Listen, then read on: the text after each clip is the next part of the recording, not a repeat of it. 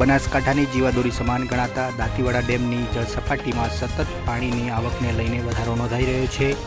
જોકે દાંતીવાડા ડેમમાં 3/8/2023ના સવારે 10 વાગે દાંતીવાડા ડેમની જળસપાટી 599.75 ફૂટે પહોંચી છે।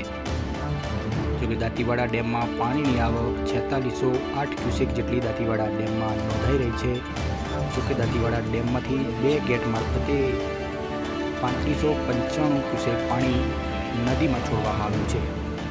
જોકે દાંતીવાડા ડેમની જળસપાટી 599.75 ફૂટે પહોંચી છે, જેની સામે પાણીની આવક 4608 ક્યુસેક નોંધાઈ રહી છે અને જાવક 3595 ક્યુસેક નોંધાઈ છે।